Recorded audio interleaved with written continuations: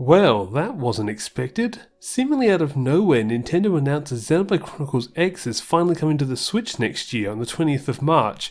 After years of people predicting this game coming to Switch, Nintendo finally announces it just as we all give up. Also, they just randomly announced it on YouTube rather than it being part of a Nintendo Direct with other games. Once again, Nintendo loves being the king of unexpected announcements. Now, for those of you who've been with my channel since its early days in the lead up to Xenoblade Chronicles 2's launch, you would know that I had a rather interesting history with this game. As someone who got into the Xeno series in 2014 with the original Xenoblade on the Wii, I was kinda disappointed with Xenoblade Chronicles X when it came out.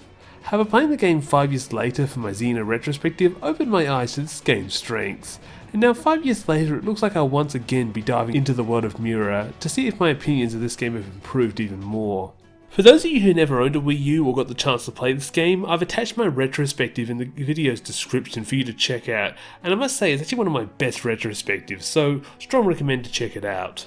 To give a brief summary of Xenoblade Chronicles X for the uninitiated, following the success of Xenoblade Chronicles on the Wii, the team at Monolith Soft were keen to experiment with the new game format they created. They decided to create a game more focused on the open world and exploration, more so than the story and characters as seen in the previous game.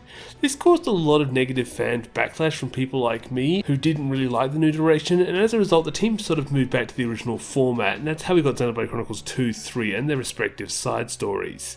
However, the game now has a bunch of die-hard fans, and over time they've helped keep this rather obscure Wii U game relevant in the current era, and there is a lot to love about this game. From the sheer amount of customization you can do to all the different gameplay features you can interact with. In my first playthrough I didn't even scratch the surface of what you can do in this game. Arguably one of the biggest things I never did touch was the multiplayer elements, in which you could simultaneously complete tasks alongside other players around the world and gain rewards for everyone online, regardless if they partook in the task or not. With the Wii U going offline, I was very worried that these cool elements were lost. However, it's good to know they're back, even though you now have to pay for Switch Online. Now let's talk about the new stuff this Definitive Edition has to offer. To be honest, I was kind of surprised. For the most part the game's trailer was just an upscaled version of the original game's trailer, and a few of the major cutscenes from the Wii U game. So in some respects we don't really know what's new here. Obviously we can now see the character models having greatly improved thanks to the newer engine Xenoblade games now use. However, outside of this we don't really know what else has changed. How will the game play without a Wii U gamepad? Is the sound mixing fixed so we can actually hear people talk? If not, can we adjust the sound levels so we can hear how people talk? Also, are they going to put the censored content back into the game like the bus slider? While we don't know about these things, one thing the trailer does heavily imply will be in the game is additional story content. With the trailer finishing up on the post-credit cliffhanger from the original game, it's highly likely that we'll be getting some kind of Tales of Grace's F chapter that will continue the plot. However, how much of this extra story there will be is still up in the air. Hopefully more details will be announced in the lead up to the release day on what's actually going to be in this game as terms of new content, and maybe I'll do a video again when that happens. In the meantime, one thing that's been really bugging me about this game is its release window. As a lot of us are pretty sure, the Switch 2 is probably launching around March next year, and a new game which is heavily built around online multiplayer is going to struggle if a large bunch of those players move quickly over to the Switch 2. So is this game a dual release, or is the Switch 2 further away than we anticipate?